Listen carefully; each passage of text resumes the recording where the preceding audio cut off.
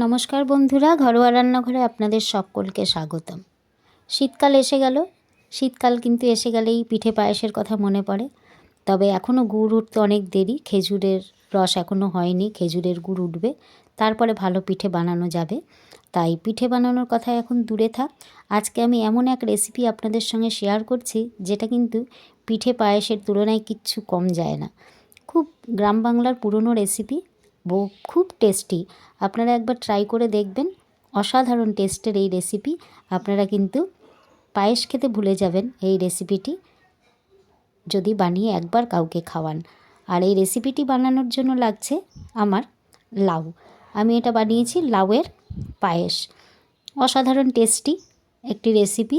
লাউয়ের পায়েস বানানোর জন্য অবশ্যই কিন্তু কচি লাউ লাগবে। যে কোনো লম্বা হোক, গোল হোক, যেরকমই লাউ আনেন না কেন, লাউটা কিন্তু কচি হতে হবে। কচি লাউ হলে তবে কিন্তু আরও বেশি টেস্টি হবে। তো লাউটাকে প্রথমে আমি, সম্পূর্ণ লাউটা আমি বানাবো না, আমি অর্ধেক লাউ নিয়ে নিয়েছি। অর্ধেক লাউ কেটে নিচ্ছি। লাউয়ের কিন্তু এই ভেতরের অংশটা আমার কাজে লাগবে না।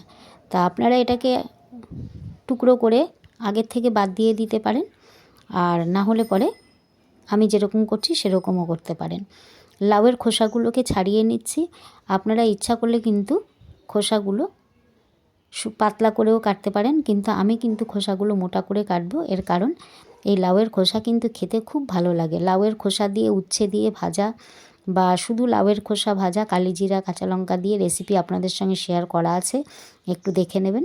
এই রেসিপিটা কিন্তু খেতে অসাধারণ টেস্টি হয় গরম ভাতের সঙ্গে। এই জন্য আমি এটাকে একটু মোটা মোটা করে কাটছি। আমাদের বাড়িতে লাউ এলেই কিন্তু লাউয়ের খোসা দিয়ে এই রেসিপিটি তৈরি হয়।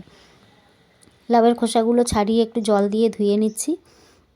ভেতরের অংশটা কেটে ফেলেও দিতে পারি, আর না হলে পরে আপনারা আমার মতন করে ছোট স্ক্র্যাপার নিয়ে সেই স্ক্র্যাপারে ঘষে ঘষে, এটা কিন্তু একটু তাড়াতাড়ি হয়। বটি দিয়ে পাতলা পাতলা করে কাটা যায়, সেটা একটু দেরি হয়। আর এই স্ক্র্যাপারে ঘষলে কিন্তু অসাধারণ সুন্দর রেসিপিটি তৈরি হয়। আপনি যখন এই রেসিপিটি কাউকে খেতে দেবেন, কেউ কিন্তু প্রথমে খেয়ে বুঝবেই না যে এটা লাউয়ের পায়েস। গ্রাম বাংলায় কিন্তু একে দুধ লাউ বলে বা দুধ কদু বলে। যাই হোক না কেন, টেস্টে অসাধারণ। স্ক্র্যাপারটা আমি ব্যবহার করেছি। আপনারা যে কোনোভাবেই, যত পাতলা হবে ততই ভালো হবে। এবার লাউগুলোকে আমি বাটির মধ্যে ঢেলে সামান্য একটু লবণ দিয়ে জলে ফুটিয়ে নেব 5 মিনিট মতন। এমনিতে তো এগুলো বেশিক্ষণ লাগবে না সিদ্ধ হতে, 5 মিনিট মতন একটু নুন দিয়ে আমি ফুটিয়ে নেব। আর আমি কিন্তু এতক্ষণে 1 লিটার দুধ গ্যাসে চাপিয়ে ফুটতে দিয়ে এসেছি। যেহেতু আমার গরুর দুধ, তাই ওটা একটু পাতলা হয়, বেশি ফুটতে সময় লাগে। তাই আমি লাউটা ঘষার আগেই দুধটাকে বসিয়ে দিয়ে এসেছি। 1 লিটার গরুর দুধ।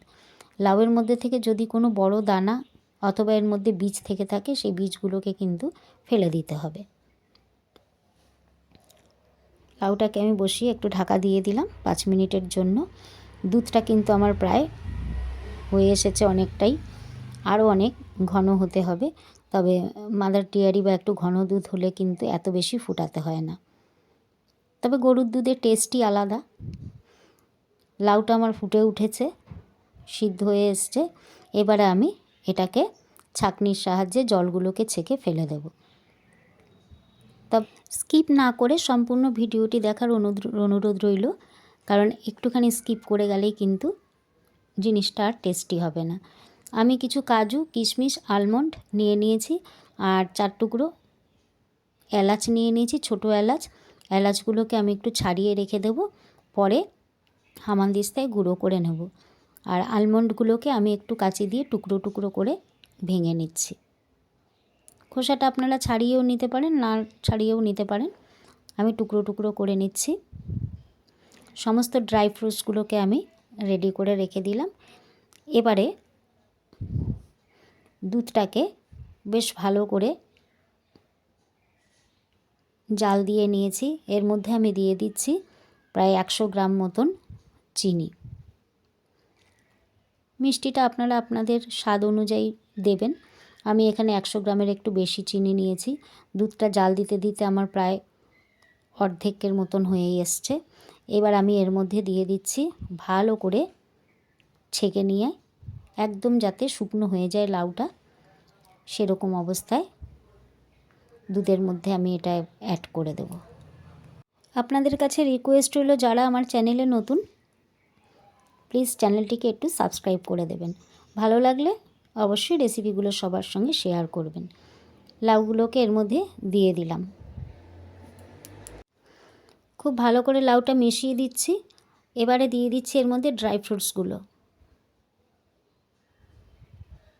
ড্রাই ফ্রুটসগুলো দেওয়ার পরে আরও মিনিট 5 যতক্ষণ না ঘন হয়ে আসে ততক্ষণ আমি কিন্তু এটাকে জাল দিতে থাকবো। 5 মিনিট হয়ে গেছে, আমার কিন্তু দুধটা বেশ ভালোই ঘন হয়ে এসছে। গুঁড়ো করে রাখা এলাচটা এর মধ্যে মিশিয়ে দিচ্ছি।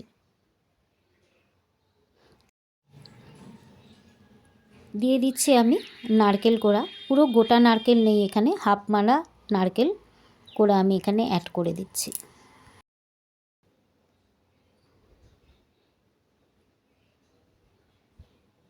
ভালো করে একটু মিশিয়ে দিচ্ছি।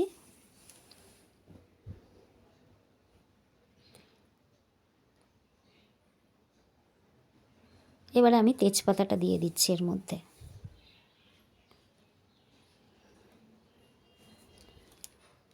এখান থেকে আমি 2 চামচ দুধ তুলে রেখেছিলাম, সেই দুধের মধ্যে আমি কাস্টার্ড পাউডার দিচ্ছি ভ্যানিলা ফ্লেভারের। ভালো করে দুধের মধ্যে গুলে নিতে হবে। 1 চামচ দিয়েছি আমি, এর বেশি দেইনি। আপনাদের কাছে যদি কাস্টার্ড পাউডার না থাকে আপনারা নাও দিতে পারেন, তাতেও কিন্তু ভালোই স্বাদ হবে।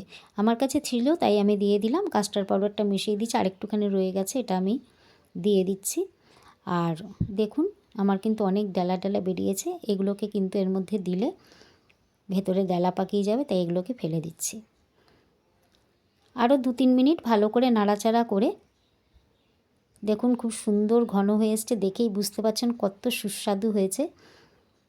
পায়েসের থেকে কিন্তু কম যায় না, বরং পায়েসের থেকে আরও বেশি স্বাদের হয়েছে এই পায়েসটা। আপনারা একবার বানিয়ে খেয়ে দেখলে তবেই বুঝতে পারবেন কিন্তু। আর বেশি বেশি করে কিন্তু সবার সঙ্গে শেয়ার করবেন, এটা রিকোয়েস্ট রইল। হয়ে গেল আমার লাউয়ের পায়েস বা দুধ লাউ, অথবা বলতে পারেন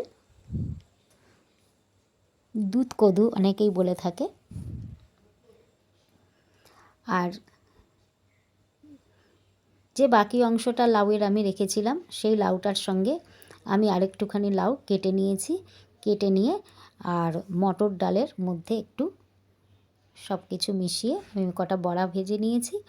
আর লাউটাকে দিয়ে আমি একটা ঘন্ট বানিয়ে নিয়েছি। এর আগে কিন্তু মাছের মাথা দিয়ে লাউ ঘন্ট আপনাদের সঙ্গে শেয়ার করেছি, লাউয়ের ডাল সব কিছুই শেয়ার করেছি। এবার বাকি অংশটা দিয়ে হয়ে গেল আমার লাউ ঘন্ট। ভালো লাগলে কিন্তু আবার সাবস্ক্রাইব করবার রিকোয়েস্ট রইল। Thank you.